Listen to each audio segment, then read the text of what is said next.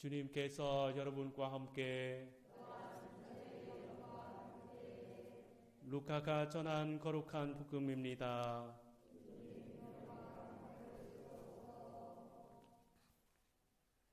그때 예수님께서는 비유 하나를 말씀하셨다. 예수님께서 예루살렘에 가까이 이르신 때다. 사람들이 하느님의 나라가 당장 나타나는 줄로 생각하고 있었기 때문이다. 그리하여 예수님께서 이르셨다.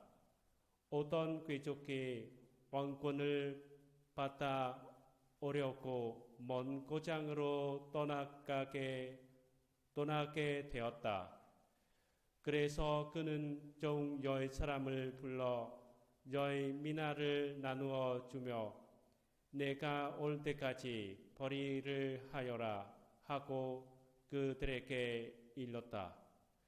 그런데 그 나라 백성은 그를 미워하고 있었으므로 사절을 뒤따라 보내어 저희는 이 사람이 저희 임금이 되는 것을 바라지 않습니다 하고 말하게 하였다.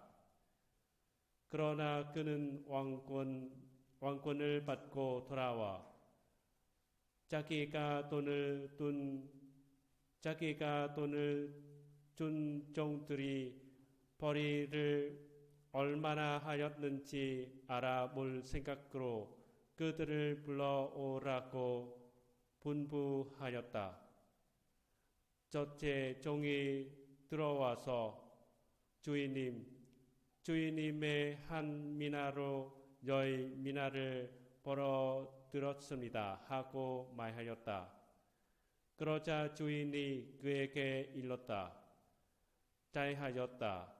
착한 종아, 내가 아주 작은 일에 성실하였으니 10고을을 다스리는 권한을 가져라. 그 다음에 둘째 종이 와서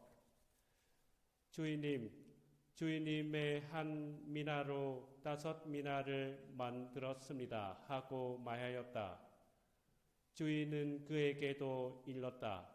너도 5고을을 다스려라. 그런데 다른 종은 와서 이렇게 말하였다. 주인님의 한 미나가 여기에 있습니다. 저는 이것을 수건에 사서 보관해 두었습니다.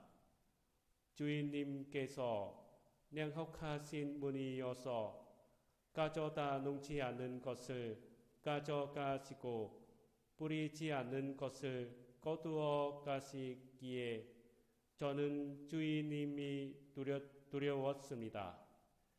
그러자 주인이 그에게 말하였다.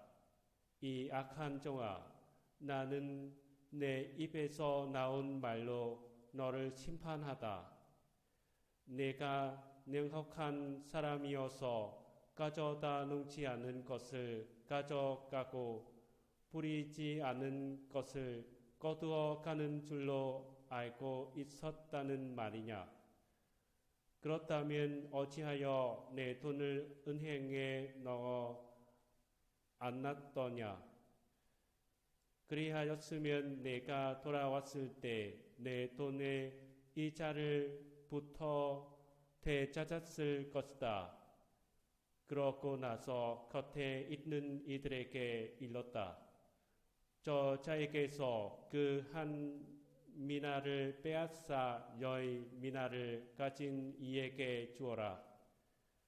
그러자 그들이 주인에게 말하였다. 주인님, 저희는 10미나나 가지고 있습니다. 내가 너희에게 말한다. 누구든지 가진 자는 더 받고 가진 것이 없는 자는 가진 것마저 빼앗긴 것이다. 그리고 내가 저희들의 임금이 되는 것을 바라지 않는 그 원수들을 이리 끌어다가 내 앞에서 저행하여라. 예수님께서는 이 말씀을 하시고 앞장서서 예루살렘으로 오르는 길을 걸어갔었다. 주님의 말씀입니다.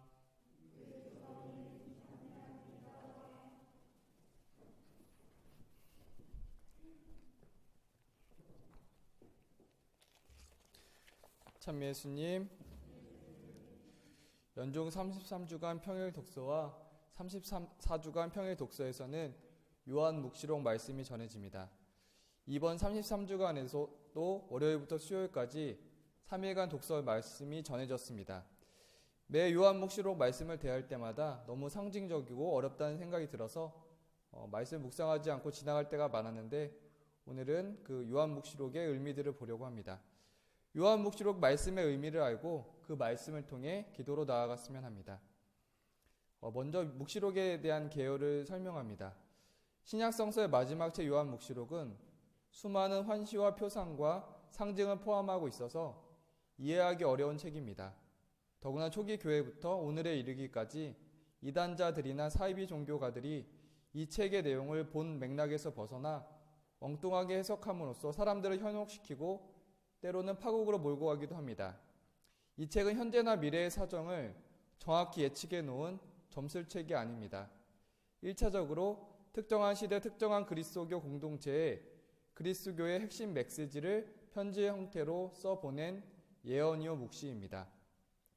박해가 심한 때였으므로 믿음에 관한 이야기를 분명하게 할 수 없었습니다. 그래서 상징적인 표현이나 환상의 형태 혹은 먼 훗날에 일어나 예언의 형식으로 믿음을 가진 사람들만이 알아들을 수 있도록 썼습니다. 묵시록의 저자는 자신의 이름을 요한이라고 밝힙니다. 이 요한은 사도 요한이 아닙니다. 요한은 소아시아 교회 독자들에게 잘 알려진 영향력 있는 인물이었을 것입니다.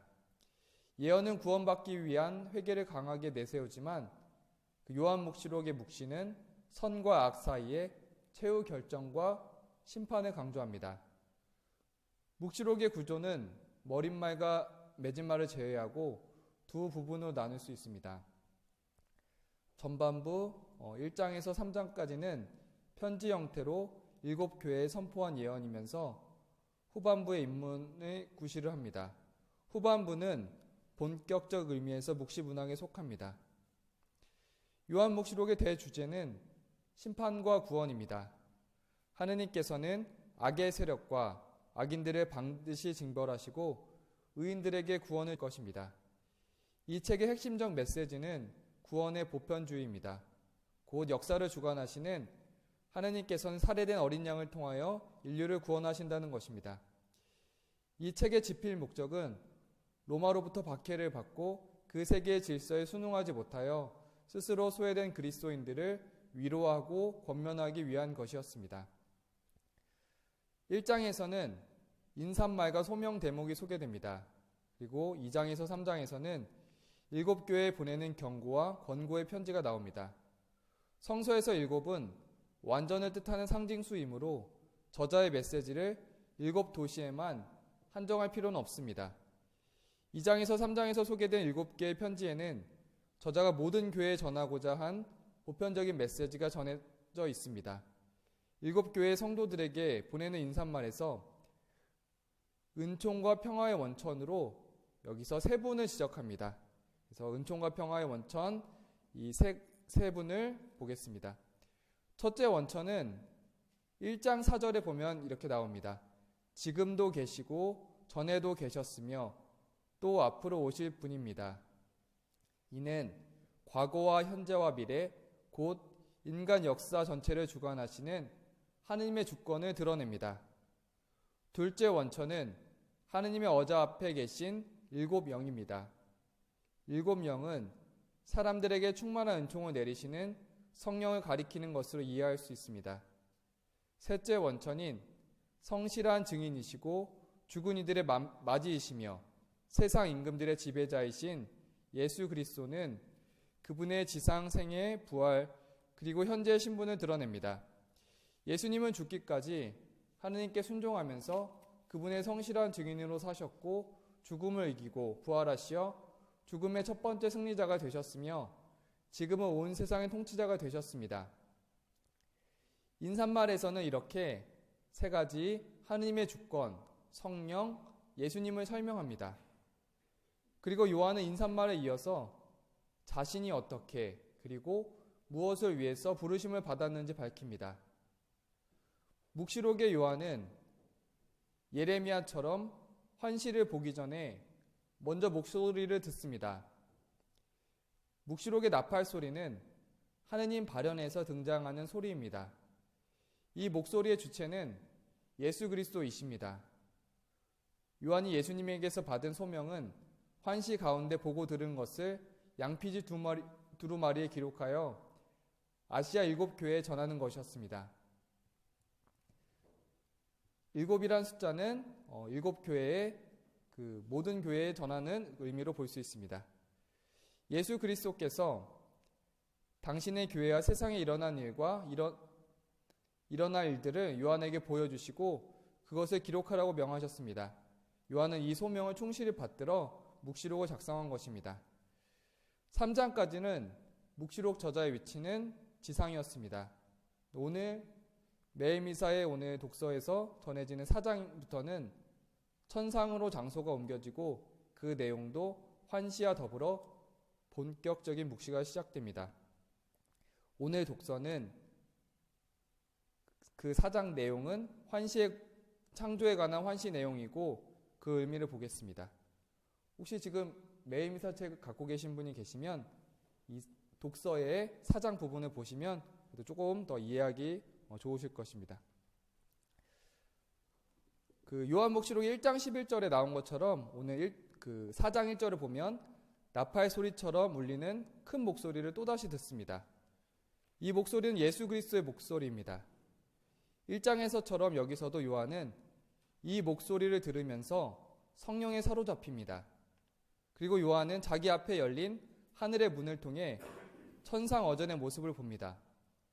천상 옥좌에 어떤 분이 앉아 계시는데 그분의 모습이 벽옥과 홍옥같이 보이고 옥좌 둘레에는 비추옥 같은 무지개가 드리워져 있습니다. 그리고 4절에 보면 최고 어른의 어좌 둘레에는 흰옷을 입고 금관을 쓴 24원로가 저마다 다른 어좌에 앉아 있고 옥좌 앞에서는 7횃불이 타고 있었는데 그것은 하느님의 7영이십니다. 24이라는 숫자는 성전에서 차례로 예배를 담당하는 사제들의 24조를 가리킬 수도 있고 12지파와 12사도를 가리킬 수도 있습니다. 이들은 승리를 뜻하는 흰옷을 입고 임금처럼 머리에 금관을 쓰고 어좌에 앉아 있습니다. 묵시록의 저자 요한은 12사도의 기초 위에 세워진 신약의 그리스도 교회야말로 이스라엘의 12지파를 계승하는 참대 하느님 백성임을 암시합니다. 그리고 이 하느님 백성을 대표하는 분들이 바로 천상의 24원로들인 셈입니다. 5절을 보면 주님의 어좌에서 터져 나오는 번개와 요란한 소리와 천둥은 하느님이 자신을 우리에게 보여주는데 수반되는 요소들입니다. 요한은 어좌 앞에서 타오르는 7횃불을 하느님의 7영과 동일시하는데 이 7영은 사람들에게 충만한 은총을 내리시는 한 분 성령을 가리킬 수도 있고 하느님을 모시는 최고위 7천사를 가리킬 수도 있습니다. 6절을 보면 어좌 한 가운데와 그 둘레에는 앞뒤로 눈이 가득 달린 4생물이 있습니다. 4생물은 저마다 사자, 황소, 사람 얼굴, 독수리입니다. 4생물은 또 저마다 6개의 날개를 가졌습니다. 리옹의 이레네오 성인은 이 4생물을 복음서 저자 또는 복음서 자체로 여겼습니다. 사자는 마르코, 황소는 루카, 사람 얼굴은 마테오, 독수리는 요한입니다. 8절에 4생물이 거룩하시다 거룩하시다 거룩하시다 하고 하나님의 거룩하심을 삼중으로 찬양합니다. 그리고 이어서 8절에서는 전능하신 주 하느님, 전에도 계셨고 지금도 계시며 또 앞으로 오실 분이라고 하면서 하느님의 전능하심과 영원하심을 노래합니다. 오늘 요한묵시록에 이렇게 전체적인 짧지만 앞에 부분을 보았습니다. 성경 말씀으로 기도를 할 때 먼저 그 성경 말씀이 전하는 의미를 알면 그 성경 말씀을 통해서 우리가 기도할 수 있고 우리의 기도도 명확해지고 분명해집니다. 1장에서 4장까지는 인사말, 요한의 소명, 7교회에 보내는 편지, 그리고 천상 예배로 이어집니다. 그동안의 요한묵시록의 말씀 중에서 1장에 2번, 4장에 1번 나오는 말씀입니다. 전에도 계셨고 지금도 계시며 또 앞으로 오실 분이란 표현이 가장 기억에 남습니다. 이는 하느님의 영원하심을 우리에게 전해줍니다. 과거 모세와 이스라엘 백성들이 이집트를 탈출하면서 하느님께서는 함께해 주셨고 엘리야가 하느님의 산 호렙에 있을 때 조용하고 부드러운 목소리로 하느님께서 함께해 주셨고 과거 우리 삶 안에서도 하느님께서 함께해 주셨습니다. 지금 이 순간에서도 예수님께서는 현존으로 우리와 함께해 주십니다. 요한일서 3장 2절의 말씀처럼 앞으로 그분께서 나타나시면 우리도 그분처럼 되리라는 것을 기억합니다.